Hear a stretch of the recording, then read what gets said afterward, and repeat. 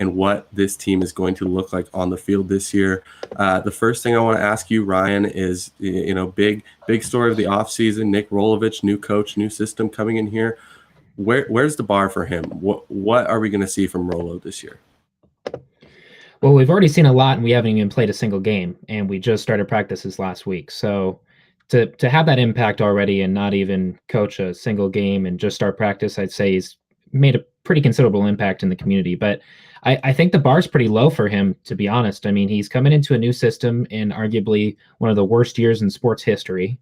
I mean, doesn't have much time to get his team straightened out before we play Oregon State next month. So, he's got to go through a quarterback competition. He's got to implement a new offense and defense into the team. I think the bar is relatively low for him. For me, if we have a 500 season, if we win 3 games of the 6 we have scheduled, and even if we win the 7th game that will be scheduled the same weekend as Pac-12 championship, if we go 500 or if we go 3-4, I think he is doing as best as he can, really, with what he has. I would love to go 7-0. I'd love to get a Pac-12 title, just like every other Coug fan.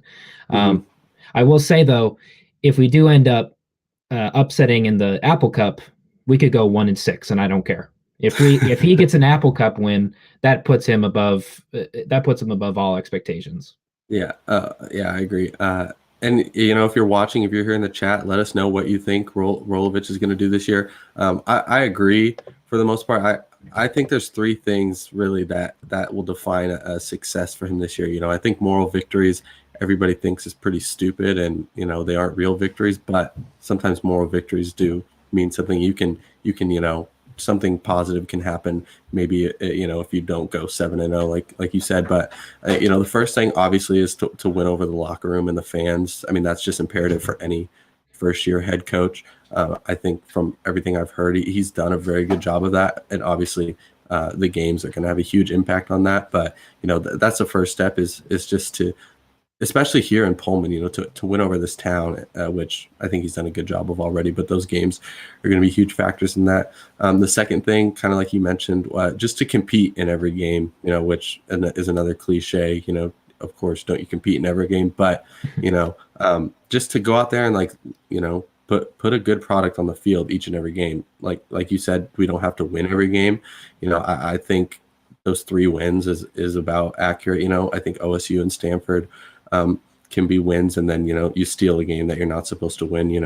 Go 3-3, and then that crossover game, anything can happen. But yeah, just if he gets blown out, that doesn't mean that he's doing a bad job. But if he goes out there and every game is close and they look like they belong, then I think that's another huge win. And then the third thing is just to prove that the system works in this conference. Leach had to do it. You're seeing Leach in the SEC kind of not do it. He did it in game 1, but in these last 2 games, it hasn't looked like it. So with bringing this new system, just to prove that what he plans on doing with this team and with this offense is going to be successful.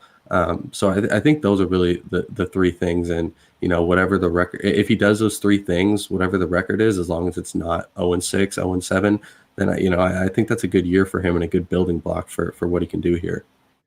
Well, I think what's kind of interesting is with this week 7 match that has to be announced, which I don't know if you know off the top of your head. Do you know when is that supposed to be announced the same time that we get I assume the same time that we get the Pac-12 championship contenders? Yeah, I don't know if they've said exactly if it's going to be seeded or ranked, but I assume it's going to be some sort of thing where the first in each division play each other second, and then all the way through 6, and then they can change matchups to prevent repeats, but something like that. So they should be playing. They won't be playing like an Arizona State or somebody. It should be somebody a pretty equal skill level and talent. If we're able to get revenge on UCLA week 7 and he wins that game too, then like I said, I think we need to kind of appreciate the small things this season, just with everything going on. The Cougs are not an SEC team by any means, but taking advantage of the small things and winning the winnable games and winning an upset here and there and being able to compete with the Huskies and potentially having a good matchup week 7. I think that's really all it's about. And I do want to bring it back to bringing chemistry into the locker room. Hmm. He's already he's already binded this community get together with his, with his bucket hat and his great personality on air. Hmm. But if he can bring that chemistry to the locker room, which from the looks of it this past week, it looks like people are starting to get excited, especially for this offense and this Hmm. defense. And it's definitely about bringing not only a winning culture to WSU, which we've been kind of used to these past couple of years, but bringing a culture that people enjoy to play for the Cougars. We're not going to have 10 transfers every offseason. People are Hmm. going to want to stay in Pullman, and they're going to want to eat Cougar Gold on Saturday after a win. It's definitely taking advantage of the small things and trying to build that chemistry up for sure. Hmm. Yeah, and going back to the UCLA matchup, I think just college football fans all over the country should be rooting for that matchup, because if it's anything like it was last year, it would be an absolutely electric game that hopefully WSU would come out on top this time. But yeah, I mean, I totally agree, and I just think this year, in general across all sports, not even just college football, but you really can't, judge teams and players based on this year because everything's so weird.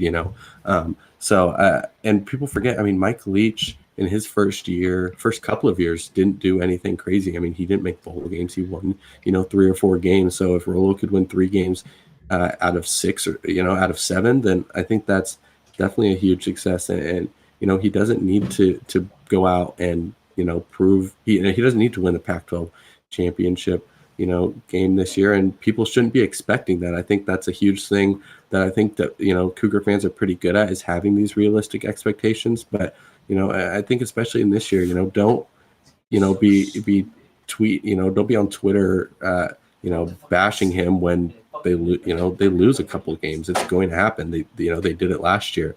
So I think that's another thing. It's just, Cougar fans have to go in with that mindset of like, no, this is not a rebuilding year, because he's going to be trying to win every game. But, this isn't the, 2018 Alamo Bowl team. This isn't the team that's going to be ranked, all season. Like we're going to have to take those small victories from these games, and that's going to create, a larger success.